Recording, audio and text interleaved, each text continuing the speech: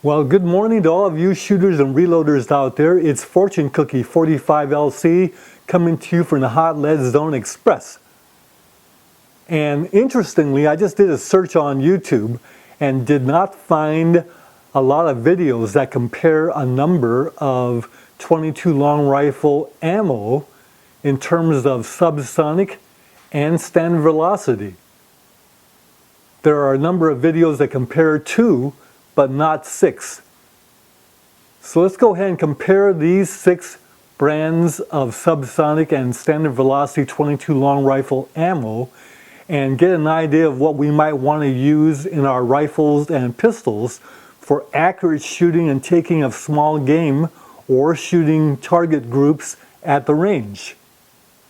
What we have here are not just American brands such as CCI and Remington, but also international brands such as PMC, that's South Korea, Ely, which is UK, and also Aguila from Mexico. So these are all plain lead bullets, Remington 22 long rifle hollow point subsonic 38 grain lead bullets, Aguila 22 super extra 40 grain lead bullets, subsonic, Ely subsonic hollow points. Doesn't say how heavy these bullets are. I assume they're about 38 grains to 36 grains. Ely target. Again, doesn't say what grain weight the bullets are. Looked everywhere on this label. They're probably 40 grains from the look of them. PMC target 22. Standard velocity, plain lead bullets, 40 grain.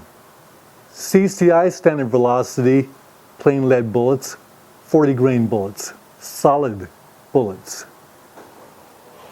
Well, the rifle we're going to use to do the testing is our fine Savage Anschutz Model 54 Sporter. And this rifle is not available at this time. It's a very fine rifle purchased back in the 1970 to 71 time period where I spent $125 buying this rifle. In those days, $125 is worth roughly 12 to 14 times what the money's worth today. So somewhere around $1,200 to $1,500 for the same rifle today is what you're looking at. But nice wood, match action, very accurate barrel. This rifle is very valued for .22 competition in these days. But the problem that I've always had with this rifle is that the length of pull is a little short for me. As you see, it's about 3/4 inch short. And if you want to test it this way, you see my nose is right up against my thumb. It needs a little bit more clearance. But I was hesitant to go to a gunsmith and lengthen the length of pull by adding a recoil pad because that's a permanent change. And in the future, someone might not appreciate that kind of change. So I've always looked at the idea of doing a slip-on recoil pad, which you've seen on some other rifles that I own. However, the problem is that this has a nice cheek piece, and any slip-on pad goes over the cheek piece and is problematic. So all these years I haven't bothered to make the change. But to do this testing would be nice to have that proper length of pull. So reevaluate the possibilities, and here's what I came up with. Pachmyre slip-on recoil pad, which is measured to be exactly what's required for this stock. And that's the medium. So I went ahead and bought 2 of these because I might foul up one and I'd have a second one to work on. Anyway, I decided to go ahead and try modifying this slip-on pad to work with this stock. So let me show you what we did. So first of all, you see that this will fit. And when it goes on, it's going to go over the cheek piece on the other side. So I proposed to go ahead and cut some of the rubber away to allow that to work. And here's what we came up with.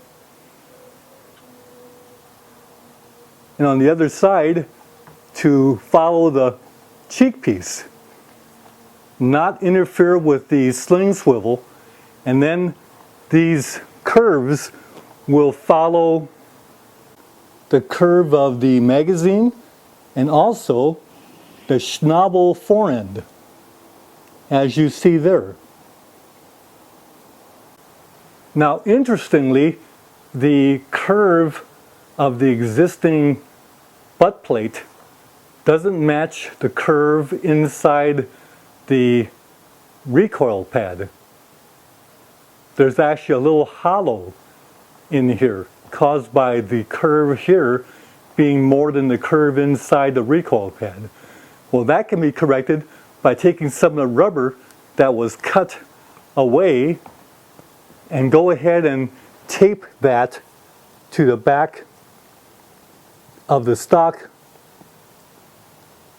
with some masking tape, and that will fill in the curve. Then we can stretch this recoil pad onto the rifle.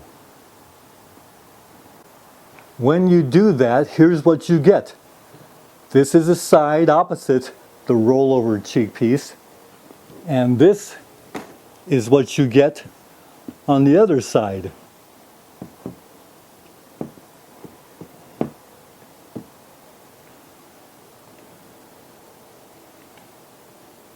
And this is what you get on the other side.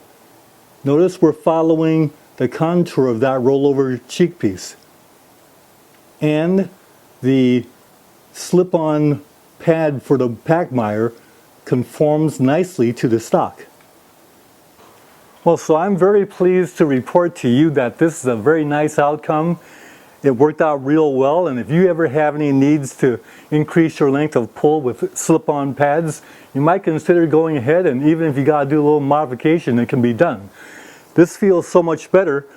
When I go ahead and mount the rifle, it feels just the way it should. So I really like this outcome, and the beauty is it's completely reversible. If you want to take it off, it just pulls right off. Put it back on, you just give it a little tug and it goes right back on. And when it's on there very nicely. Bye for now.